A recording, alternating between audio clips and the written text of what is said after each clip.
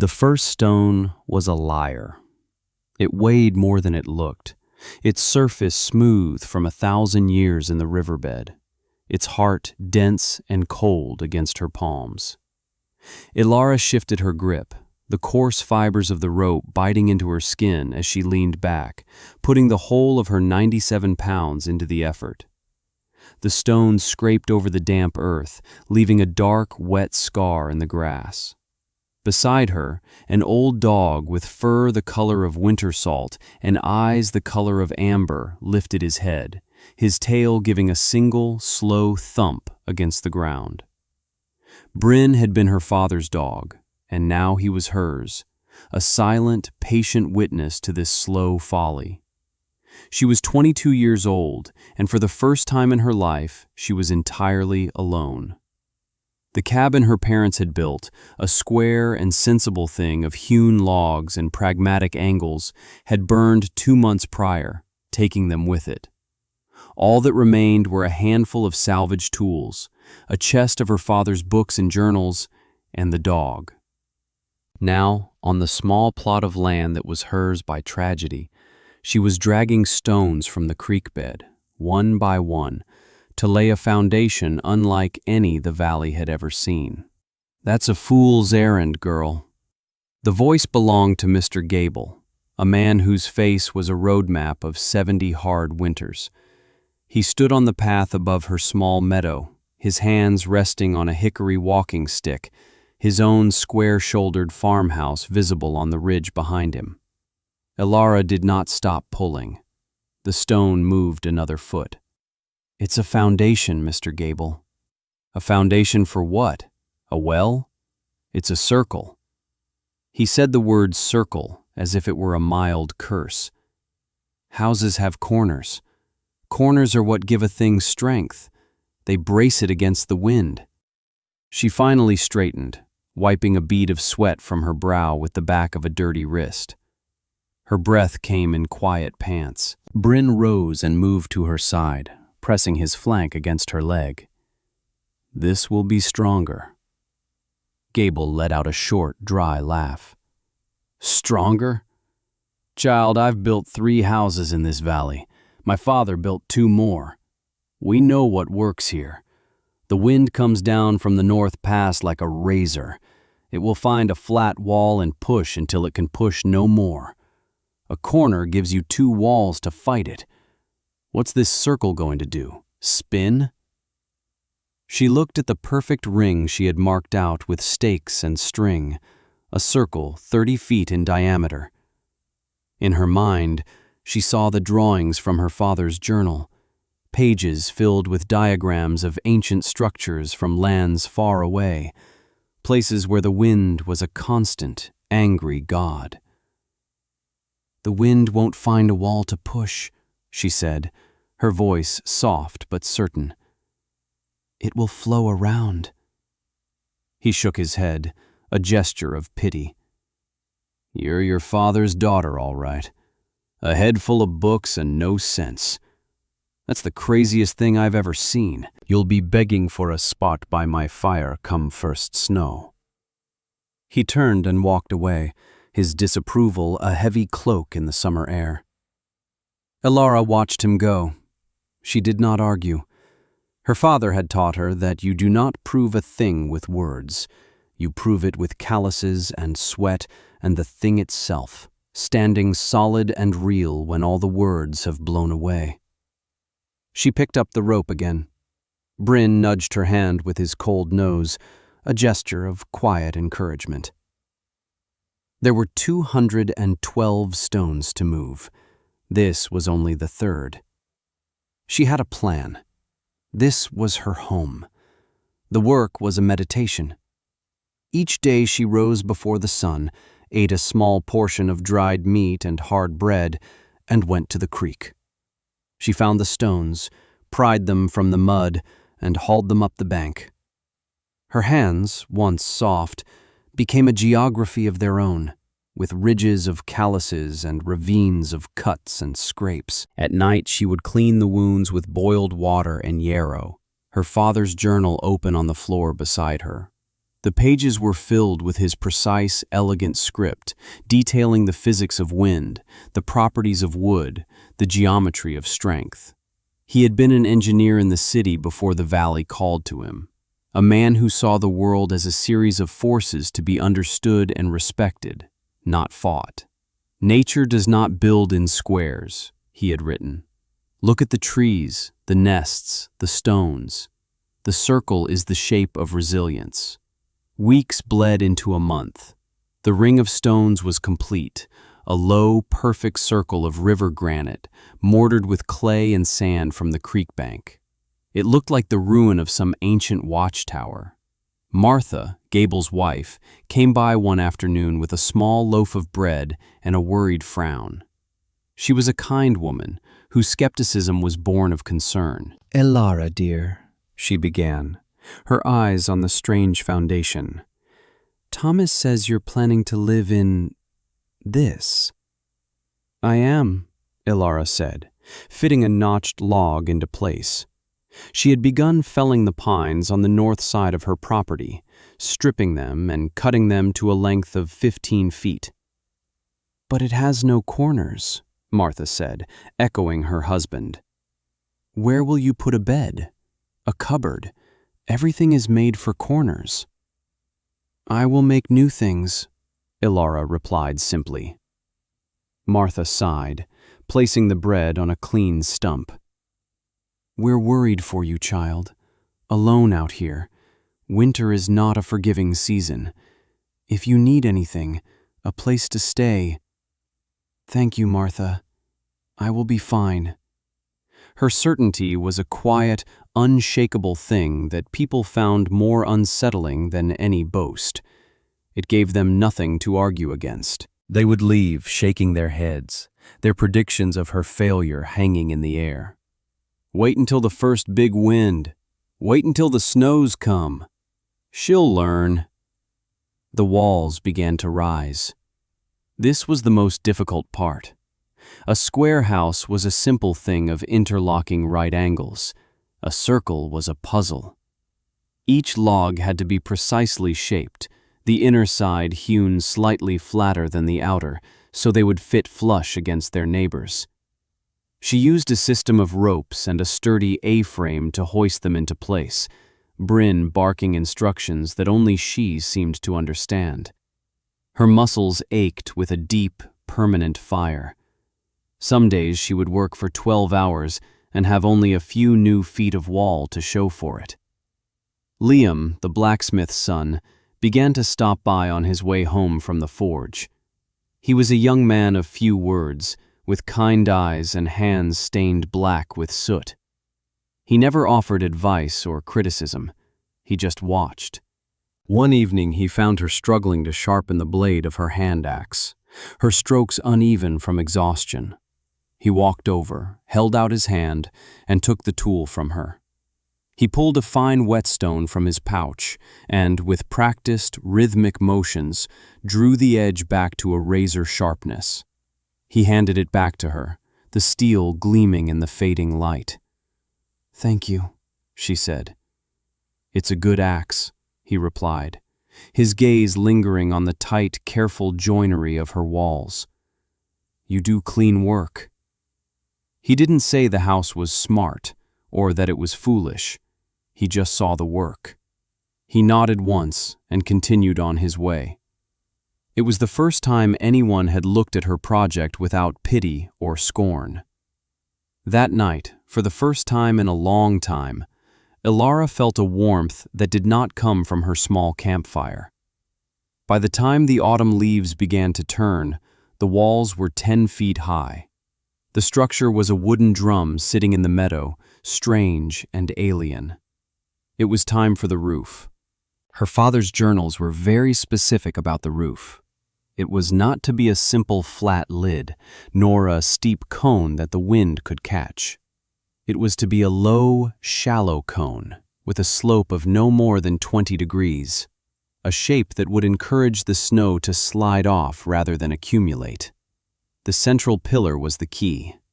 A massive oak, 30 feet long and nearly 2 feet thick at its base, which she had spent a week felling and shaping. Getting it upright was a task beyond her strength alone. She spent 2 days digging a deep hole in the exact center of the cabin's floor, then building a ramp.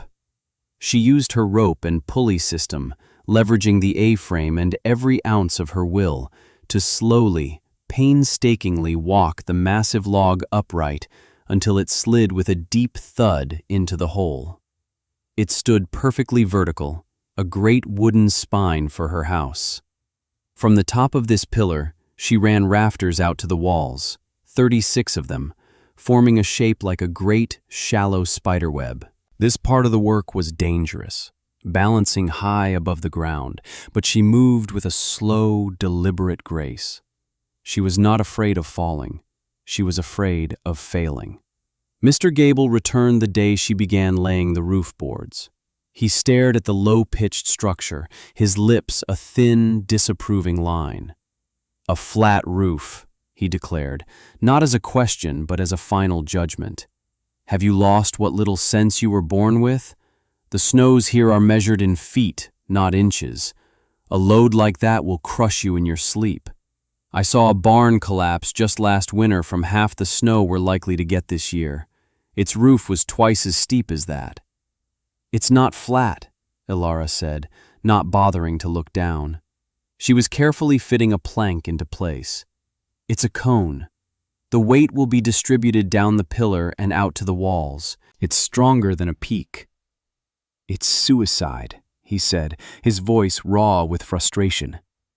"You are a stubborn, foolish girl, and you will die for it." This time, his words found a crack in her resolve. A sliver of doubt, cold and sharp, pierced her heart. She looked at the vast, empty sky, at the mountains whose peaks were already dusted with the first hint of white. Was he right? Were her father's theories, born in a distant city, just paper and ink, useless against the raw power of this place? She looked down at Bryn, who sat at the base of the central pillar, looking up at her, his amber eyes unwavering. He trusted her. He had watched every stone, every log, every nail. His faith was a simple, profound thing. It was enough. "I have a plan," she said, her voice carrying down to the old man. She turned back to her work, her hands steady once more. Mr. Gable stood for a long time, then turned and walked away without another word. He did not come back. She finished the roof with layers of sod cut from the meadow. The grass and earth would provide insulation, and the living roots would hold it all together. From a distance, her cabin looked less like a house and more like a natural part of the landscape, a small green hillock that had sprouted from the earth. She built a stone hearth around the base of the central pillar, the chimney rising straight up through the peak of the cone roof, a single defiant finger pointed at the sky. The design was ingenious. The heat would rise and radiate outwards in all directions, warming the entire circular space evenly. There would be no cold corners. Her final preparation was for fire. She spent the last weeks of autumn cutting and splitting wood. She did not gather enough for a normal winter. She gathered enough for 3. She stacked it in long, neat ricks against the outer wall of the cabin, forming another layer of insulation and a windbreak. The wood pile grew to be 4 feet thick and 8 feet high, encircling the entire cabin save for the door and 2 small shuttered windows. The villagers saw the mountain of wood and whispered. It was the work of a madwoman, or of someone who knew something they didn't. The first snow fell in late October, a gentle dusting that melted by noon, but the cold stayed. The wind began to whisper from the North Pass, a low, constant moan that promised worse to come. The animals knew. The deer moved to the lower valleys, the squirrels were frantic, and Bryn refused to wander far from the cabin, his nose constantly testing the air. In the second week of November, a trapper named Silas passed through the village. his face grim and chapped by the wind. He spoke of a storm gathering in the north, a beast unlike any he'd seen in 40 years of walking the high country. "It's not a storm," he'd said to the men gathered at the blacksmith shop, Liam among them. "It's a wall of white. It's the end of the world coming down the mountains." The village stirred with a nervous energy. People checked their roofs, boarded their windows, and brought their livestock into their barns. They looked at their square, sensible houses, the houses their fathers had built, and felt the familiar comfort of right angles and tradition. They glanced toward the strange round hump in the meadow and shook their heads. They felt pity for the foolish orphan girl. Ilara felt the change in pressure in her bones. The air grew heavy and still, the sky taking on a bruised yellow-gray color. She brought Bryn inside, latched the heavy plank door, and shuttered the windows. Inside, the world was reduced to a circle of warm, fire-lit space. She had a store of dried meat, flour, and root vegetables that would last her months. She had her father's books. She had her dog. She sat by the fire, listening to the silence. The world outside seemed to be holding its breath. Then the wind began. It started as a sigh, a rustle in the pines. Then it grew to a moan, then a roar, then a physical presence that seemed to press against the world. She felt it hit the cabin. There was no shudder, no groan of straining timbers. She heard only the sound of its passage, a great smooth rush as the air split and flowed around the curved walls. It was exactly as her father's diagrams had predicted. The circle offered the wind no purchase. It could not grip, it could not push, it could only pass. The snow came an hour later. It was not snow as she knew it. It was a horizontal blizzard, fine and hard as sand, driven by the relentless wind. It made no sound as it fell, but the world outside the shutters went from gray to white to nothing. The howl of the wind rose in pitch until it sounded like a scream. For 3 days the storm raged. Ilara kept the fire burning steadily in the central hearth. The stone radiated a gentle, even heat throughout the cabin. The temperature inside remained comfortable, even as the world outside was being scoured by unimaginable cold. Bryn slept peacefully by the fire, occasionally twitching his ears at a particularly violent gust, but otherwise untroubled. The shallow, conical roof did its job. The wind scoured its surface, preventing any significant accumulation of snow. The sound was a constant, deafening roar, but inside the circle there was a profound and unshakable calm. On the second night, she opened one of the shutters a crack and peered out. There was nothing to see. The world had ceased to exist. There was only the storm, a churning vortex of white and sound. She closed it quickly, the cold like a physical blow. She felt a deep, quiet gratitude for the stones, for the logs, for the mind of the father she had lost. He had left her more than just journals. He had left her this sanctuary. On the morning of the 4th day, a new sound broke through the howl of the wind. It was a frantic, desperate pounding on her door. Bryn shot to his feet, a low growl rumbling in his chest. Ilara quieted him with a hand on his head. She moved to the door, her heart hammering. Who could possibly be out in this? She lifted the heavy bar and pulled the door inward. A wall of snow, packed hard as ice, had drifted almost to the top of the doorway. In the narrow space stood a figure so covered in ice and snow it was barely human. It was Liam. He was supporting a smaller, stooped figure, Mr. Gable. Liam's face was a mask of ice, his lips blue.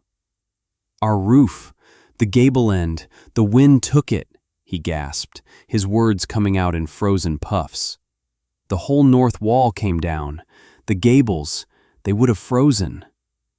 Ilara stepped back without a word, pulling them inside. Martha Gable stumbled in behind them, her face pale with shock, her shawl clutched tight around her. They collapsed on the floor near the hearth, shivering violently. "Mister." Gable looked around the cabin, his eyes wide with disbelief. He looked at the solid, curved walls. He looked at the gently sloping roof. He looked at the central fire, radiating warmth in every direction. There were no drafts. There was no creaking or groaning of tortured wood. There was only warmth and an impossible, solid stillness. "How?" he whispered, his voice hoarse. "The wind flows around," Ilara said simply. She was already heating water, pulling blankets from a chest. She knelt and began gently rubbing the feeling back into Martha's hands. An hour later, there was another knock. It was the Miller family, their 4 children huddled together, their father's face a grim mask of defeat. "The roof of our longhouse went," he said, his voice devoid of emotion.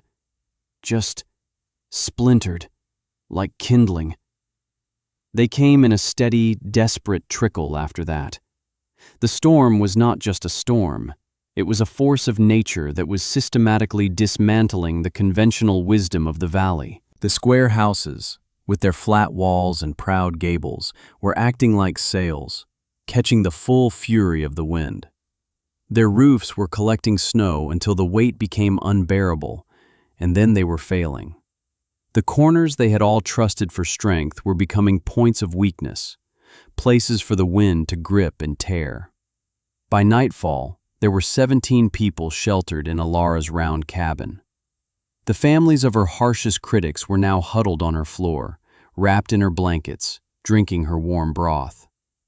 They were a circle of survivors within a circle of wood, the storm screaming its impotent rage outside. Mr. Gable sat on a low stool, his gaze fixed on the curved wall opposite him. He ran a hand over the smooth, tight-fitting logs. He watched how the firelight played on the surface, with no shadows in the corners because there were no corners to hold them. He finally looked at Ilara, who was tending to a small cut on one of the Miller children's foreheads. Her movements were calm and efficient. She said little, merely doing what needed to be done. The storm finally broke on the 5th day. The wind died down to a whisper, and a pale, watery sunlight filtered through the clouds. The silence was as profound as the noise had been. When Ilara opened the door, they saw a world remade. The snow was everywhere, a vast, rolling ocean of white. Drifts were piled 20 feet high against the north-facing walls of the village houses, and the destruction was breathtaking. Not a single home had been spared. Roofs were gone, walls were collapsed, barns were flattened. It looked like a giant had walked through the valley, kicking apart their lives like children's toys. And then they looked at Ilara's cabin. The snow had drifted against it, but the drifts were smooth and shallow, sculpted by the air that had flowed around it. The low, sod roof was barely covered, most of the snow having slid or blown off. The wood pile was a fortress wall, and the cabin it protected stood untouched, serene, a small green and brown island of calm in a sea of white devastation. It looked as if it had grown there, a part of the landscape, perfectly adapted to its environment. The villagers stood in stunned silence, their breath misting in the frigid air.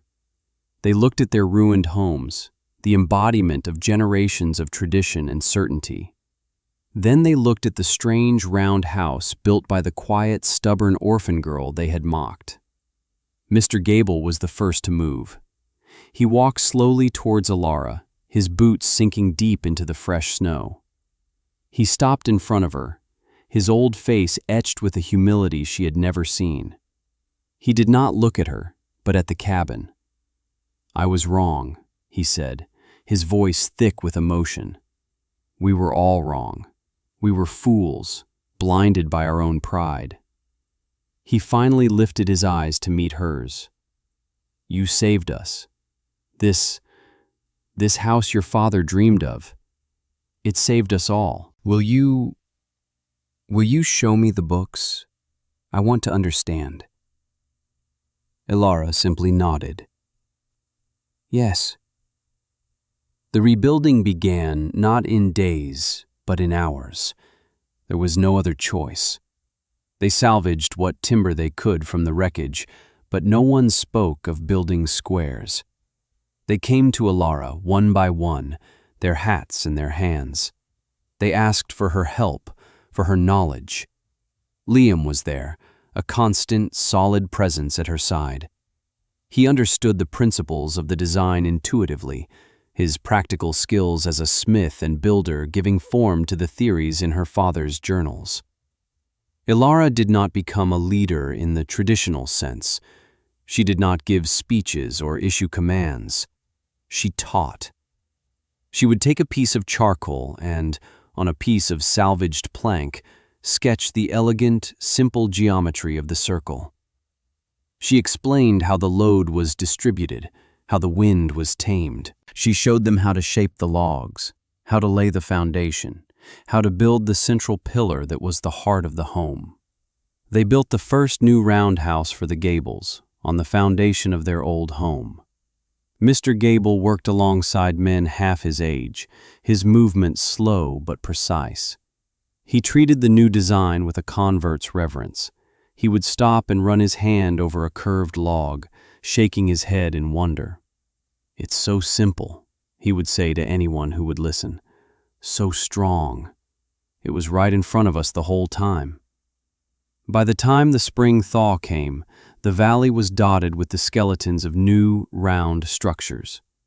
The work was slow, but it was filled with a sense of shared purpose they had never known before.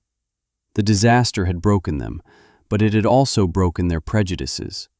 They were not just rebuilding houses, they were rebuilding their community around a new, stronger idea. Ilara, once the village eccentric, was now its quiet, respected center. She moved through the building sites, offering a quiet word of advice, checking a joint, nodding her approval. She never once said, "I told you so." She didn't have to. The houses, rising strong and true from the ruins, said it for her. 10 winters passed. The valley was transformed. The old patchwork of squares and rectangles was gone, replaced by clusters of round cabins that huddled on the landscape like families of fieldstones. They were beautiful, their sod roofs greening in the summer and holding a soft blanket of snow in the winter.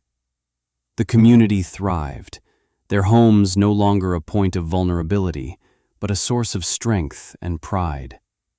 Travelers would come through and marvel at the Valley of Circles, and the villagers would tell the story of the great blizzard and the young woman who saw the shape of the wind.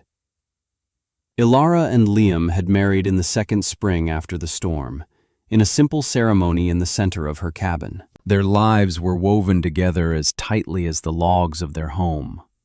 They had 2 children, a son named Thomas, after her father, and a daughter named Brinna, after the old dog who had been her first and most loyal believer. Bryn lived for 6 more years. He grew old with a quiet dignity, his amber eyes clouding over, his gait stiffening. He spent his days sleeping by the central hearth, the place he had always been. One autumn morning, Ilara awoke to find that he had passed peacefully in his sleep. His heart, which had beat in steady rhythm with her own through the hardest of times, was still. She and Liam wrapped him in a soft wool blanket and buried him on the small rise behind the cabin, overlooking the valley he had watched them build. She placed a simple, smooth river stone on the grave, a stone just like the ones that formed the foundation of their home. She did not weep. The grief was a quiet, deep thing, a circle of love and loss with no beginning and no end. 30 more years went by. The world changed, but the valley held to its ways. The children who had been born in the shadow of the great blizzard grew up and had children of their own.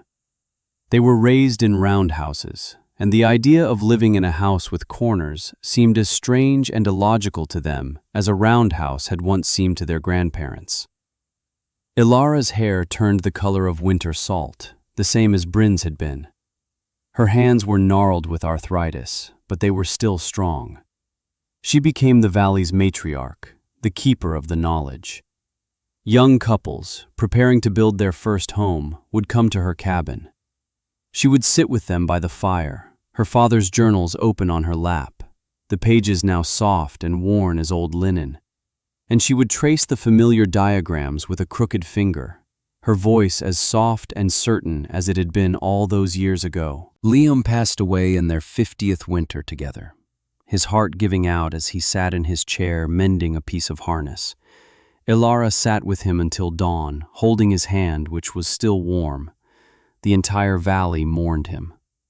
Ilara lived another decade alone, but she was never lonely.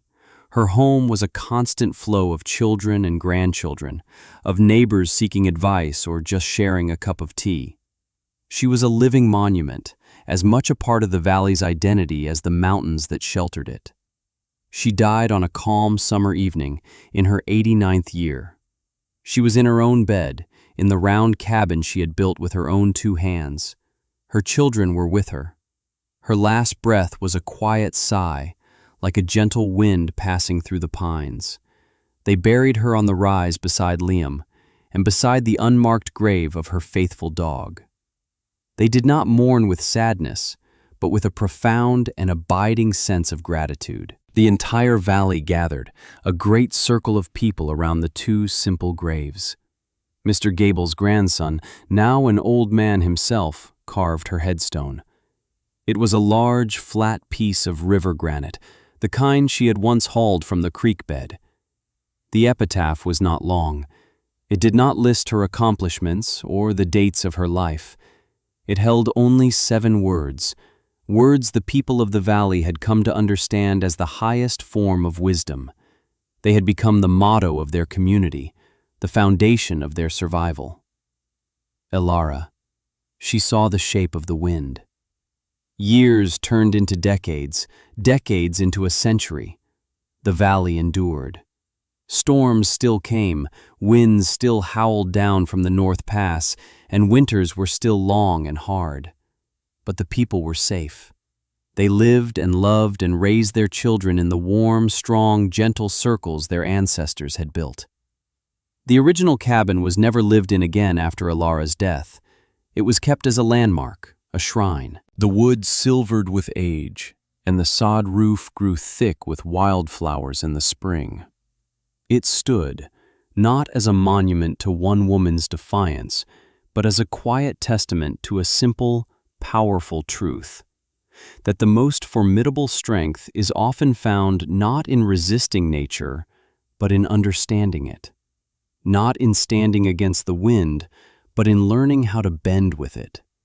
It was a truth that had been mocked, then proven, then embraced. It was a legacy not of corners and angles, but of a perfect, unending circle. And it was strong. It was home.